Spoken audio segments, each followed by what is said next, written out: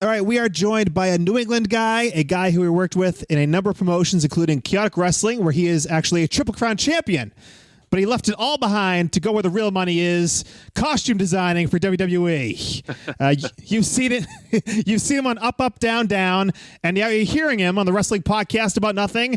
It's our pal, Mikaze. Hello, sir. What up, y'all? It's good to talk to you guys again. It's been a long time. Yes, indeed. Yeah, we all kind of kicked around Chaotic Wrestling for a while, and I mean, everyone knows, I think, that you are a professional wrestler. You're out of the game right now, though, right? Yeah, out of the hiatus. I like to tell people, like, never say never. But, I get offers sometimes to go, like, work shows in New England again, and I'm always like, yeah, maybe, we'll see how things go. But, You don't want to come up here now, Mikaze. It's like what is it like a wasteland? No. The indie scene is good. I was just talking about like this time of year. It's freezing cold today. Why not? I'm a New England guy. I love that kind of weather. Well, I'll trade with you then. Okay, I have this wool jacket that's in my closet, and the only time I get to pull it out is whenever I go like overseas to the UK or when we do shows in the New England in the winter. But like, it pains me not to be able to put on my Bruins scarf all year round. It sucks. You're not like one of these Floridians who like it's 70 degrees and you pretend it's cold out. Well, I want to say yesterday. A couple days ago, we were in LA, and I was walking around in jeans and a t-shirt, completely fine. And there were people there in like wool jackets with sweaters and scarves on. It was t-shirt weather for me, but it had to be like 65. And I was just walking around like, whoa, like these guys are really like freezing out. People were like, buttoning their jackets all the way up to their neck. Yeah, it's crazy. 65 is short weather around here. Yeah, it's not. Yeah, that's comfortable for me. I'll walk around Boston all day in that weather. Well, Mikaze, I'm glad we got you before Mania season. I know that's your crazy time of year. I said in the top, you're a costume designer, but some people are still stuck. They talk about a seamstress or a seamster. Now, how do you feel about that terminology as opposed to costume designer? Well, yeah. Well, okay. Technically, seamstress. I don't know if seamster is an actual word. I think it's just something that people made up that sounds right. But like, right. technically, I'm hired to be backstage and like do seamstress work. If anything needs to be repaired, or if anything needs to be worked on for that night, like that's what I do. So technically seamstress works. I work in the seamstress area, but like my forte is costume designing gear, fabricating it, all that stuff. So now are you just on the road for televisions and pay-per-views or? Yeah, when I'm on the road, basically anything that's like televised, pay-per-views, TVs, I'm backstage at. Haven't been backstage at any of the live events or anything like that. I don't do backstage at any of the takeovers, though. Sometimes you'll find me back there just watching it. But that's where you started, right? You started doing stuff at the NXT level, right?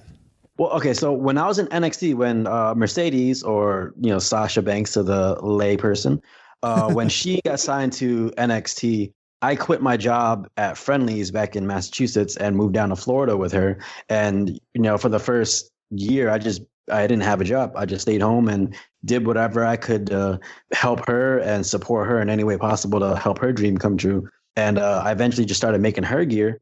And pretty soon, guys just need gear all the time. And the more gear guys you have, the better.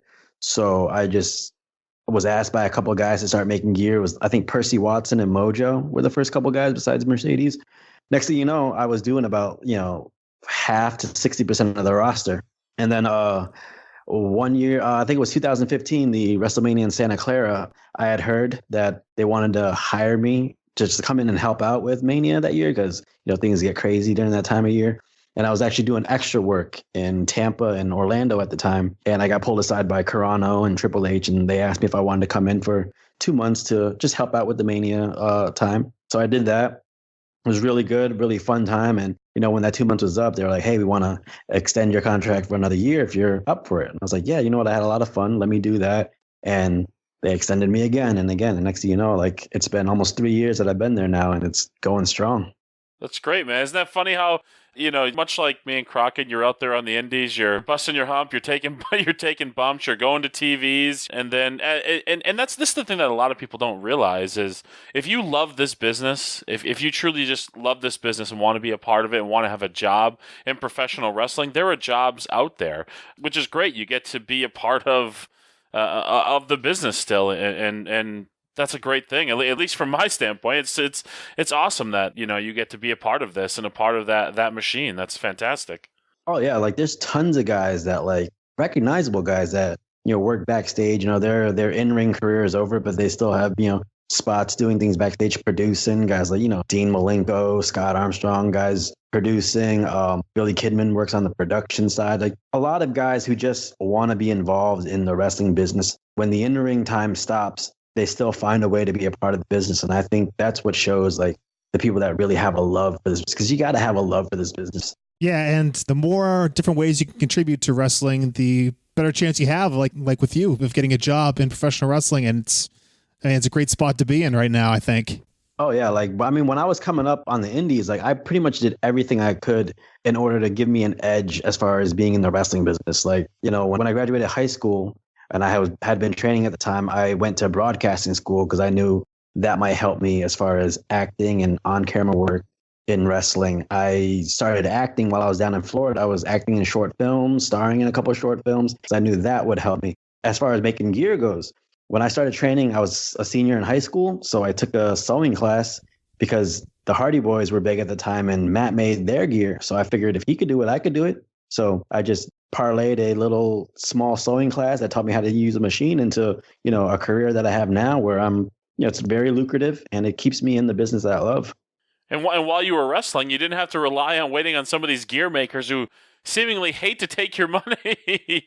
Oh, it's insane. Yeah, like I used to see people like the fighting that goes into, getting good gear. And I mean good gear. Like when I started, I didn't make great gear at all, but like I would make gear for my friends. I would test out new techniques on myself. So, gear is it's very hard to come by, and finding a good gear person is it's like hitting gold. So a lot of guys, they'll just try out everyone in order to see who they can, work with. And when they find someone they like, they try to stay there with that person. But I mean, it's long hours, hard work. So I can see how some gear guys just get burnt out after a while. Yeah, hey, Mike, I had a guy, and he went off and got a job with the WWE, so. Yeah, I'm in a nice pair of black and yellow pants that had the little bit of a Steelers feel to it. Yeah, man. Yeah, you were one of the go-to guys backstage in terms of getting gear made, especially on the quick, because like you said, all these guys that have long queues of stuff going all the way back that it takes forever to get gear done. But would you consider that back at that time like a small business, or were you just kind of having fun and just kind of tinkering around? For me, it was just a hobby. I liked making gear for my friends, and like it was also a way for me to just test out new techniques. Like if I'd never made a pair of biker tights before and I wanted to try it out, I'd just make myself one. And then if I liked it, next thing you know, someone else asked me, and that leads into me making the Logan's gear. And it's just, I wasn't the best businessman in wrestling. So I wrestled like 15 years and never had one piece of merch. But I would go to a show and I'd, make 20, 50 bucks on a show, but then I'd walk away with a lot more money because I was delivering gear at the same time. So it was another way of just being able to come home with like enough cash in the pocket to fund my little wrestling dream. Right. So you said you're making like 20 to 50 bucks or whatever doing these independent shows. And where did you start actually? So I started training in the year summer 2000 in Chicopee, Massachusetts. And I started with a good friend of mine, Mark Rattel, who's Sterling Mark Silver or Silver Mark Sterling. Smart Mark Sterling. Yeah. He does a podcast with Antonio Thomas. Yeah, well, there you go, Tom. That's another guy that started with us. He came in about a month after we did. Yeah, we started in this little warehouse in Chicopee under Kevin Landry and Johnny Idol, Aaron Morrison. We'd have to climb those 5 flights of stairs every Tuesday and Thursday and just go take bumps with them and just learn the business. It was very hard times, but it worked out really well. Early on, you hooked up with Jason Blade and had a tag team for quite a bit. You actually did some stuff in Ring of Honor, right? Yeah, so that actually came about really, really, I don't want to say awkwardly, but it was funny because, Bobby Cruz who was the announcer for ROH, had gotten Jason Blade in there, and they were really good friends. And they decided they wanted to use him as a tag team. So, they asked Blade, anybody who'd he'd be able to tag team with that was he thought was good. So immediately he threw out my name. So I literally got brought in without even having to like try out or anything like that. And I remember the first match I had there, and I think it was in Wilmington, Connecticut or something like that. It went great. It was like the crowd reaction was really good. Gabe seemed to be really happy with it. I will say, like, they were expecting this high level tag team with all these double team moves, just high level action from us. And in all honesty, like our first match in ROH was maybe the third time we'd ever tagged together. I mean, we were friends, but we had never actually like wrestled with each other a lot. And thinking back now, like my time in ROH, like I'll be the first to tell everyone that this wasn't the greatest for me as far as wrestling quality, because I was at that point in my career where I thought I was starting to make big moves. So I ended up wrestling too safe. I was wrestling not to mess up instead of wrestling, the style I know that I can do. So I'll be the first to tell people that, yeah, like my quality of wrestling there wasn't what I could do. But at least you had matching gear, though, right? Oh, yeah. We walked in, our gear was matching. It was awesome. Well, the team of Mikaze and Jason Blade, that's actually what brought you to Chaotic Wrestling, right? Yeah, I believe, what was it, Fat Pants? Yeah, Todd Sinclair. Okay, there, for the people that don't know nicknames. He was, I think he was like the head ref at ROH, but I think he was doing booking at Chaotic at the time. Think so, yeah. But yeah, so Blade and I used to travel with him and Bobby Cruz to ROH shows, and he decided to bring us in as a tag team in Chaotic, and that's what got me started there. And Chaotic ended up becoming like a second home for me. Ever since we got in there, I stayed loyal to that crew from I think it was like 2005 until the point that I left. Yeah, I mean, you were a fixture there in Chaotic Wrestling for a long time. And of course, you faced a number of times one of the other fixtures in Chaotic Wrestling, our very own Kingpin, Brian Milonas. Brian, you can be honest. He's right here, but you can be honest. How'd you feel about working with the great Mikaze? And not just because he's on this podcast, which you'll accuse me of doing, but legitimately one of my favorite guys to wrestle. I always felt like we had great chemistry, and yeah, I never had a doubt when we went in there that it was going to be something good, and always super creative ideas. And obviously, we kind of got that classic thing of big guy, little guy going on. But I thought we told some great stories, and I think it's me you might have defeated for the New England title. Is that correct? I think it was either you or Bauer. It was one of the bigger guys, but might have been both. Were you multiple time? I think I was multiple time New England champion, multiple time tag champion, one time heavyweight champion. Actually, one of my favorite stories about Chaotic, which actually has nothing to do with wrestling, it was against you. So we were in the PAV, and we were going over our match. I think someone was there that was like, he was one of your lackeys at the time. And I remember we were going over our match, and I had pitched the idea of, me going to the top, you following me up, shot, rolling powerbomb. And you were like, yeah, I don't know if we should do that because that would look a little too contrived because I don't really go to the top. And I was like, yeah, that would look a little too convoluted or whatever. And I remember the kid looking at us, and he just, like he had never heard words that big before, and he had this dumbfounded look on his face, and it was hilarious to me. I was like, this kid literally just learned something right in front of my eyes. God, I hope it was Julian. That sounds like Julian Starr to me. I really don't remember who it was. I remember him just like, after we said that, he just goes, what are you guys talking about? And it just made me laugh. Like, yeah. Well, for the purposes, because he's been on this podcast previously, we're going to say it was Julian. Yes. Happily. Julian, you just learned a couple 4-syllable words there or something. Oh, he's long forgot them by now. He knows some 4-letter words, I'm sure. So you also found your way onto Monday Night Raw. Yes. That was actually really fun. We, in 2012, June 2012, I remember this clearly, and I'll tell you why in a second. But in June 2012, I got to do extra work at the XL Center in Hartford. And, back then they were doing the whole Ryback challenge, and where he would, challenge two locals.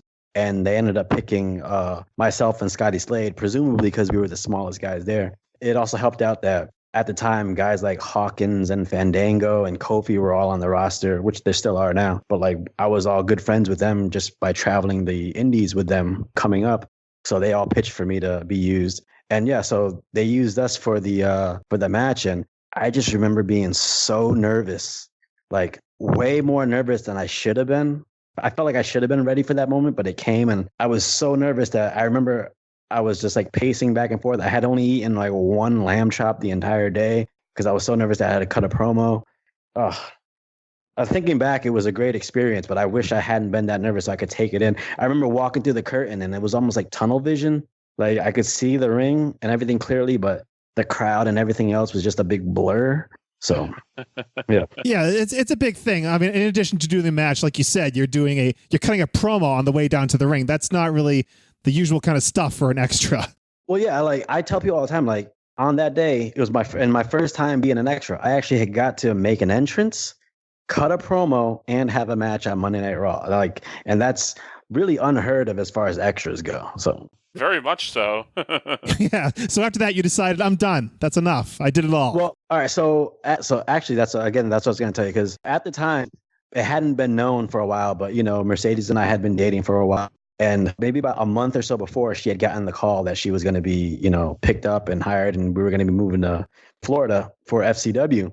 So like at the time, I wasn't sure what I was going to do with wrestling. And then all of a sudden that came and I got on TV and I got to do all those things on TV. So part of me thought, that was almost like karma. Like, okay, you know what? You always wanted to be on TV for WWE and the moment just came. Now, if you felt like stepping back and just doing what you can to support her, it's good because you got the opportunities that you were looking for. So yeah, I felt okay, slowing down my wrestling career and just throwing all my support towards hers because I had always worked to be on WWE TV and I got that moment. It just happened to come literally a month or two before we moved down to Florida. So I always felt like that was, the world telling me, okay, it's time to switch the gears around to more important things. That's awesome, man. I mean, the one thing I will say is for those of those people listening that aren't familiar with you, a fantastic in-ring performer, and a guy who, if you had continued your wrestling career, I have no doubt with the way things are working today, I think you'd be either on the indies or someplace else. I think you'd be doing all right if you had continued. But that's that's commendable to support somebody in that way. Yeah, it kind of felt like the universe was telling me that, because when I got to Florida, I hadn't been doing much of anything, just, making gear and helping Mercedes out. And then I started taking up indies down here again. And I started building a name for myself in Florida, wrestling in Miami and Tampa and all that stuff. And it was starting to go good too, and then I got extra work again on WWE. So I felt like it was starting to snowball again. And the opportunity came again to step away from wrestling and do something else within the wrestling industry. And, me taking that, it kind of felt like, yeah, I wanted to be in wrestling, but the universe was telling me, hey, your place isn't inside the ring. It's in there, but away from the ring. So were you hired by WWE while you were still taking independent bookings, or was that before you got hired? So I got hired by WWE February of 2015. And right before I started, the week before, I had a match with Chris Hero at Ronin in Miami. It was a great match. Crowd went nuts for it. I had a blast working with Hero. And I felt like, okay, that's the best time to step away. That's a good match to step away from. I can step away with my head held high and just dive deep into making gear. Side note, a week later, I was backstage at NXT just finishing up a shirt for Ty Dillinger. And they asked me, hey, oh yeah, a tag match between you and Jason Jordan tonight if you want. I was like, yeah. I ran home, grabbed my stuff. I was like, dude, I just wrestled 20 minutes with Hero the week before, a 5-minute tag match with Jordan, no problem. Next thing you know, end of the match comes, I get knocked out cold. Yeah, that was. I went from leaving wrestling on a high note to leaving on a low note. It was hilarious. I was fine. It wasn't too serious. I got back. I was completely fine. Recalled everything. No residual effects or anything. It's just 20 seconds of my life blanked out like that. I don't remember. Oof. Yeah, it was you and Jordan and the Vaudevillains, right? Yeah, I took and it was what made me more upset. Not upset, but it kind of the spot came where I got knocked out. It was literally the last spot before the finish of the match. The match was going great. The crowd reaction was awesome. I was getting Sub-Zero chants. So it was going good. And literally right before, 10 seconds before the finish, that happens. And I was like, oh, man. So the Sub-Zero chants, for people that don't know, you would wear a half mask that covered up to your nose, right? Yeah, so the beginning of my career, from say 2001 to about 2000, 7, I wrestled without a mask. You know, just normal guy, Asian guy, tights. I would go out wrestle. I'd do flips. You're a normal high flyer. And I remember one time when I want to say Nova was backstage at Chaotic. It was right when Kofi got hired. Yep. He had mentioned that he goes, yo, you should really go out there dressed like Bruce Lee or something that's a little more, you know, within the character. That's something that gives a little more sense of character so that the crowd can connect with you a little more. And I never really thought about that. And so like I started tossing around the idea of wearing a half mask because I'd always loved ninjas and stuff like that. And it just felt like it would give the crowd a reason to watch me and believe in what I do. Like before that, I was just an athletic guy doing cool moves. But once I started wearing the ninja mask and acting in that way, I felt like it allowed the crowd to connect with me more. So when they saw me, they'd be like, oh yeah, you know what? He's a ninja. That's how ninjas normally move. So now they're taking the whole athletic thing out of the way and really paying attention to the story I was trying to tell. So I felt like it was a way for the crowd to really get, you know, emotionally connected. So that was your last match as of now, right? The NXT match that never even aired on TV, right? No, they ended up cutting that out. And I think they aired like a Finn Balor package. Yeah, so as of right now, that's been my last match and that was about 2.5 years ago. And like you say never, right? Well, let's just say I've gotten offers from very prominent places to be in prominent tournaments. I won't say which, but I ended up turning them down because the timing just wasn't right. I see. Huh. So you said you got a 2-month deal basically when you first started for WrestleMania season, I guess in 2015, right? Like you said? Yes, sir.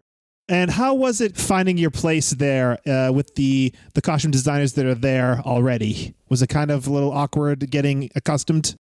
Well, in all honesty, like, so the ladies there, they're actually one of the ones that pitched the idea of, you know, me joining them because I think a few months before Mercedes had done a loop, like it was like the after Christmas loop, and it was like the MSG show, and she was backstage at Raw, and she was walking by, and they saw her jacket and her gear, and they were like, "Wow, that looks awesome!" And they asked her who had done it, so she told them that I did, and when I went and did extra work, like the first time in Florida, Paige brought me by them and said, "Hey, this is, you know, Sasha's husband, whatever." And, you know, and they were like, "Oh yeah, we saw the gear that you made Sasha. It was awesome. We loved it," and all this stuff.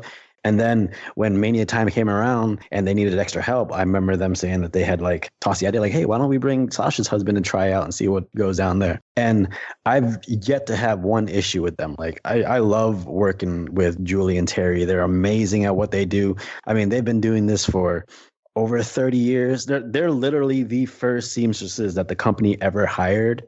And just to show you their pedigree of what they can do, like Julie right now she does everything for like Orton, but back in the day, she pretty much made everything that Shawn Michaels wore ever. Terry has made every single thing that The Undertaker has ever wore. Like they are really good at what they do.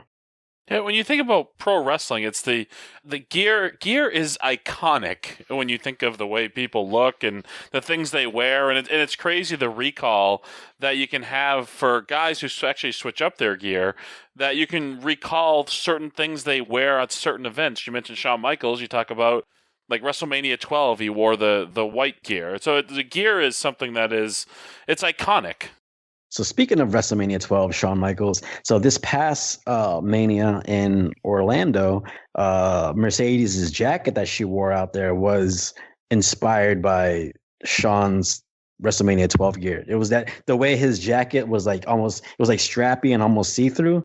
And I remember I wanted to do something like that for Mercedes because it was so iconic to me. Whenever you think of Shawn, to me, you think of that WrestleMania 12 outfit. Absolutely. So you say, like, beyond that sewing class that you took, do you have really no like professional training? I'm completely self-taught. Like sewing class basically taught me how to use a machine, and everything else was just me buying fabric and teaching myself how to do things. Anytime I wanted to try something new, I would just make myself a new set of gear just to see how it would come out. Yeah, I mean, like trunks and tights are one thing, but jackets, that's like a whole nother animal. Working with leather and all that kind of stuff. Is that just practice? So sometimes it's just, you know, going out there and trying it. I remember the first jacket that I made that actually got some Well, I think it was the first jacket I made, period. But that got any kind of like traction as far as people seeing it was the first jacket that Mercedes wore in NXT. It's the black one with the SB belt and the shoulder cutouts. I remember her just saying she wanted to get like a jacket that was, bossy, that was blinged out, that can, that she could wear out and people would be captivated by it. So I just said, I don't know how to do it, but I can figure it out. And I just figured it out. It's amazing. It's crazy because again, this past jacket for WrestleMania in Orlando, like normally we make patterns for our gear. Like, I'll make a pattern for like Sami Zayn's tights. And the next time I need to make his tights, I'll just whip out my pattern. I'll cut out the base and then everything else I'll figure out as I go. But with that WrestleMania jacket, the idea I had in my head was it was WrestleMania 12, Shawn Michaels, and I wanted to use like a multicolor crystal look. So I literally put the fabric on the ground, grabbed a pair of scissors, and I would look at it and I would start cutting. And I remember Julie and Terry looking at me like, they're like, I have no idea how you did that without a pattern. Like you literally just grabbed a pair of scissors and started going to town. And next thing you know, you had that jacket. That's incredible. You're talking to probably two. I'll speak for you. I feel comfortable speaking for you here, Mike. Two guys with no talent when it comes to anything of this nature at all. It's crazy to me. Like sometimes you just have to like dive into the deep end. Like I know of plenty of times. One example would be Corey Graves. I was making his skinny jeans when he was in NXT. When he first came to me, he goes, hey, I wanted to do like skinny jeans that, could stretch. And he's like, yeah, could you do that? I was like, yeah, hell yeah, I can do that. And as soon as he walked away, I was like, dude, I've never made jeans in my life. How am I going to do this? And I remember just sitting there, like trying to figure it out. And I just grabbed one pair of my jeans and started looking at it. I'm like, all right, like I have his measurements. I'm looking at my jeans, so I know how it should be set up. I said, I can do this. So I figured it out. You're like the wrestling gear Rain Man. That's kind of how you got to do it. Like, if you keep doing stuff you know how to do, you're never going to come up with anything new. And I kind of pride myself on like pushing the bar a little bit, like just testing my creativity. Sometimes they're going to be great. Sometimes they're not going to be. But the goal is to create something that's instantly recognizable and iconic to wrestling fans. Like nowadays, if you think of straps on the arm, I can almost guarantee you're going to think of Sasha Banks. There's just certain things, and that's what I want. I wanted to create something that people can look back at and like, yeah, like that design is inspired by this person that like I created for it. Yeah, I mean, is it cool now to see, because in just thinking of Sasha, but you see basically, I mean, thousands and thousands and thousands now of little girls who have bought her Halloween costume, and that's something that you helped create. How cool does that feel? It brings such joy to my heart to see that. Like, you have no idea. One of the coolest things I ever saw was when we got a chance to go to Mattel and they showed us, all the new Barbies they were coming out with. And all of a sudden they pulled back the curtain and they had all the Barbies and it had gear on there that I made. And I was just like, wow, like some of my gears on a Barbie, like, dude, is this life? Like, it's crazy right now. That Barbie is sitting in my house right now. And it doesn't belong to me, I swear. If it did, I wouldn't blame you. If you did, I wouldn't blame you. But seeing little girls not only wear her Halloween costume, but take the time and effort to make their own little version of Mercedes's outfits.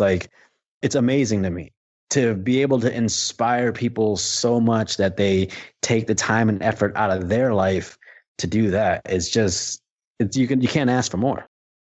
So something that I was always a little confused with when it came to the costume designers backstage, you're being paid by the company, but you're working with the talent, right? It's not something that's handed down from the office saying that we want this design. You're working directly with the talent, right? Sometimes, yes. Most of the time, yes. Sometimes no. A lot of times it's the talent and me just sitting down. Sometimes they have a clear view of what they want. Sometimes they're not really sure what they want. So we'll just brainstorm and compromise and try to figure something out. But then other times, if someone's getting a repackage, sometimes the company will hand you a design and say, hey, this person's getting repackaged. This is what we want to do for them. Can you do it? And to me, it's not really a matter of if I can't do it, it's if I have time to, because nowadays I'm handling so many people's gear that you just don't have time to work on everything. But yeah, sometimes it's coming from the office. Sometimes it's coming from the person. You never know. And most of the time, once that first look is out the door, then you can really start playing with it and trying to find a design that the person's comfortable with. So, like one of the things recently was Jason Jordan's one where he switched to the biker tights, and we weren't sure where we wanted to go with it. So that first one kind of leaned directly towards the design that was given. Then after that, we started playing with the colors, adding a little bit of black trim, just making it really pop so that it kind of like fit his skin tone a little better. But I feel like it's going to go in a really good direction. Pretty soon, we're going to be able to start getting complex with it. Do you find yourself like you're working with different talents? Do you find yourself like just on your own kind of just starting to think about like, okay, what would look good on this guy? You're not even, they haven't even necessarily approached you, but you're just like brainstorming on your own, just getting inspiration. I literally find inspiration in everything. I remember just walking through like downtown, like San Antonio, and I remember looking at the inside of a hotel lobby and seeing something. I was like, dude, that's a really cool, like geometric shape. So I snapped a picture of it, and that's just logged in. Eventually, at some point, I might find someone and say, hey, if I can use this geometric pattern on them, it would look really good. Other times I'll just see something and I'll snap a picture and I'll send it to them like, hey, I saw this. I think this would look really cool. One example would be the Usos. Their look now is very much street clothes. So a lot of times if I see anything that I think they'll like, I'll snap a picture, send it to them. And if they like it, we'll try to figure out a way of incorporating it. That's tremendous. So what would you say a typical day is when you arrive at the building, like at Raw? When would you get there? Like 1, 2 p.m.? I usually get there about an hour before call time. I like getting there, setting up, and grabbing something to eat before I actually have to start to work. And then most of the time I get in, I find out what needs to be done for that day for the show or for the company. So we'll take care of that, whether it's, working on props for the show, fixing whoever's gear that needs to be fixed for the show, taking measurements. Then after all that's done, then I can start working on the projects that I'm working on as far as new wrestlers go or new gear. What most people don't realize is like, it never stops for us. So the minute we leave the arenas and come back home, I come back home and I have my workshop at my house and I'm still working here. Like it's never ending. It's to the point where a lot of times you just have to make time for yourself, because if you don't make time for yourself, you're going to be working 24/7. And I alluded to it from the top of the conversation here, but WrestleMania time has to be absolutely nuts, right? It should be the most nuts time. And it is, because that's when everybody really likes to go complex with their gear. That's when they like to pull something out of the hat that they wouldn't normally do. It's an extravaganza, and you want that glamorousness. You want that show-stopping appeal. But at the same time, with the network, we have pay-per-views like twice a month, and everybody wants to debut new gear at pay-per-views. You got 2 rosters now, so it's literally never ending. Like at one point a couple months ago, actually, I want to say September, October, November, we had a pay-per-view every other week. You'd get done with gear for one pay-per-view and you'd immediately start on the gear for the next pay-per-view. And you had 2 weeks to do that. But then as soon as that's done, you're right back onto the other roster. So it just doesn't stop sometimes. And, sometimes you just got to just tell people, like, all right, I got to take a couple of days off to just like get my mind right, because I'm getting cabin fever just sitting in my house sewing all day. I remember talking with Kofi quite a few years back now, but where he was talking about it. It's not mandated by the office, but it's certainly would not look favorably if you were on pay-per-view and didn't have something new to wear for pay-per-view. Well, it's not so much something new. Well, I know some guys, Kofi, one of them being like, they love having new gear. They love having new looks. And it's very favorable to where it's from a marketing standpoint. It's whenever you keep having new gear, new looks, it allows for a lot more, marketability, it just looks good on TV. Action figures. Yeah, exactly. The one thing that is, kind of frowned upon is just showing up with really dingy gear. Like you don't want to show up, with the same dingy gear week in, week out, and just it doesn't look good on you. I don't know if that makes sense, but yeah, it definitely absolutely. does. Absolutely. So, I mean, Kofi, the New Day, fantastic. Do you work on the New Day's gear? Actually, I don't. They actually get their gear from Main Event Wrestling. They've been working with those guys for years. I know Woods and Kofi have been going to them for years. And, once he hooked up with New Day, he started using them as well.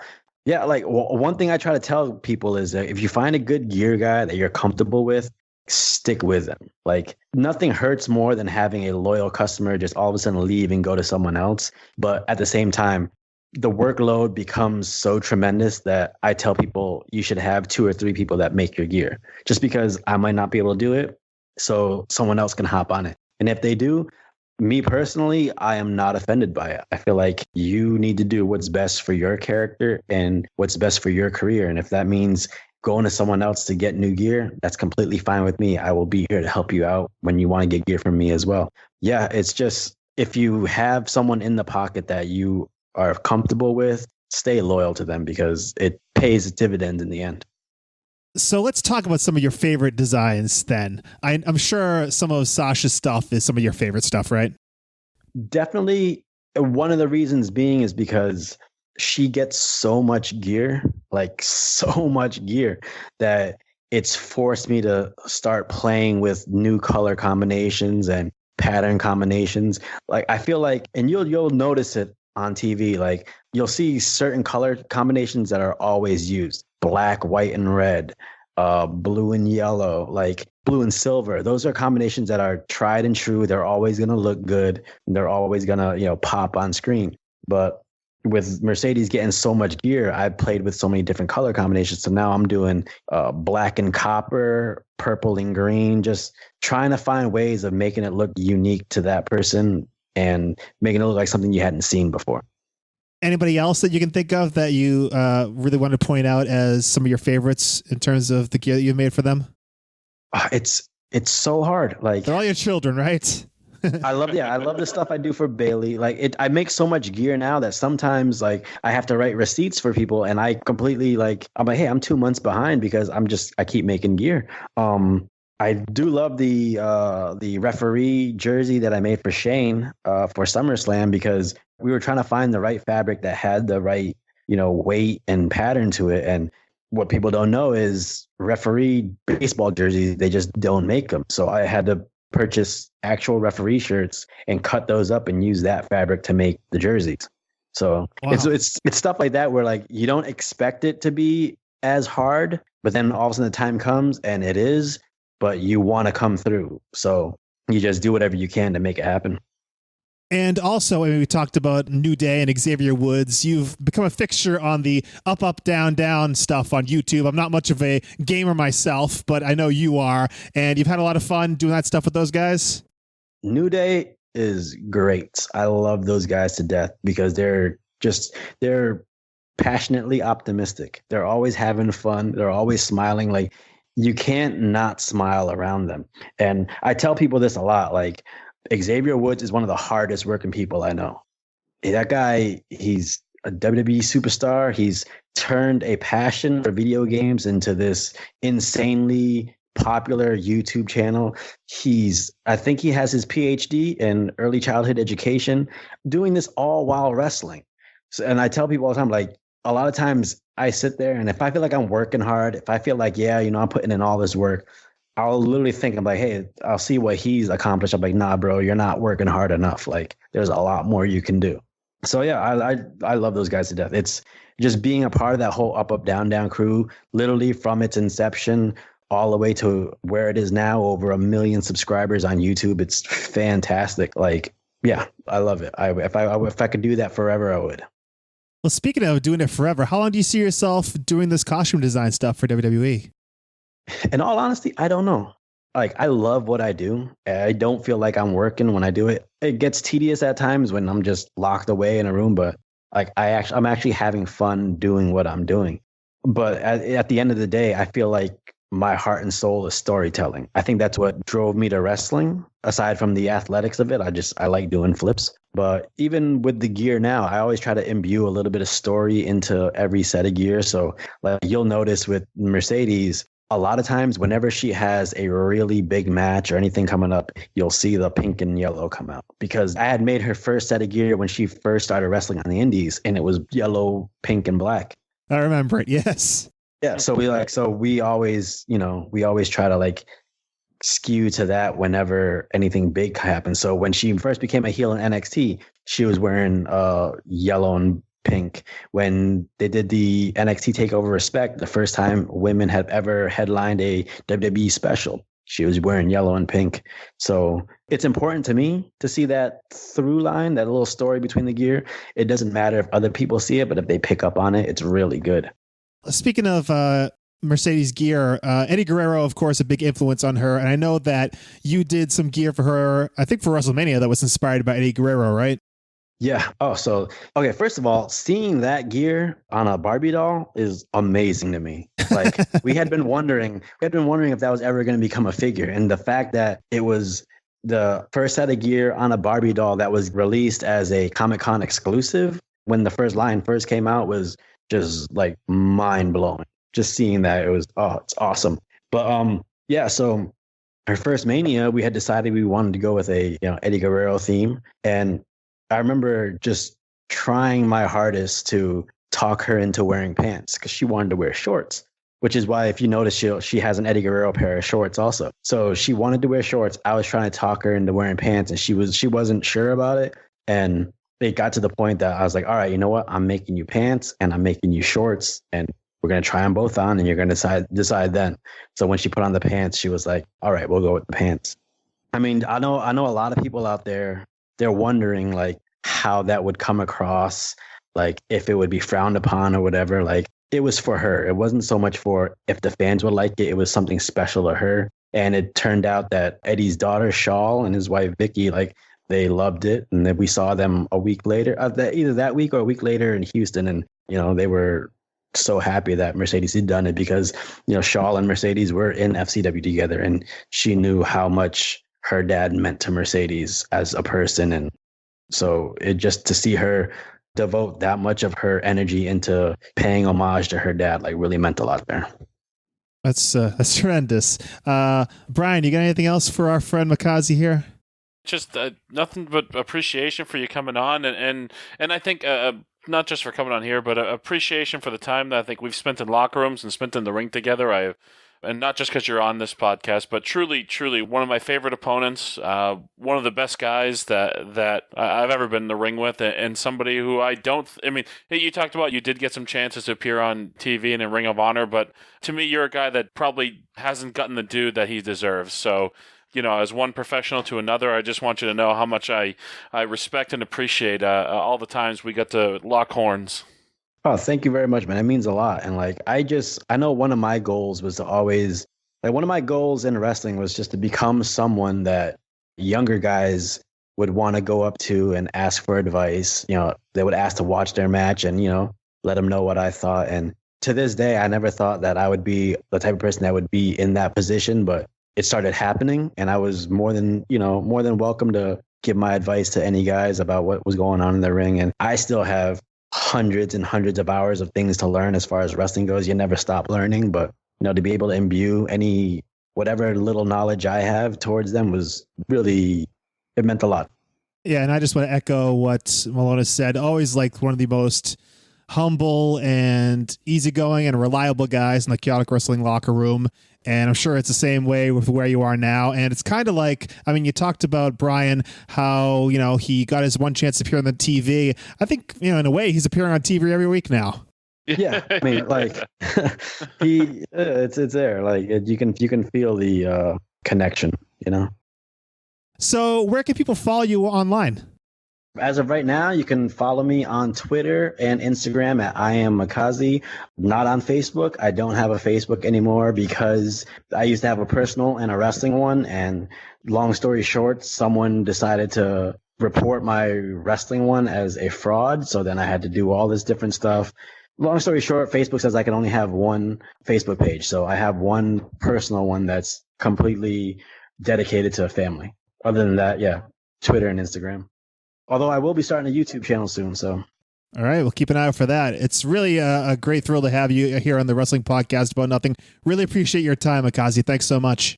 Anytime, man. Anytime you guys want me, I'm here. I love talking to old friends, so it was a blast. For more on the Wrestling Podcast About Nothing, subscribe to us wherever you get your favorite podcasts, or find us on our website, thewpan.com. That is thewpan.com.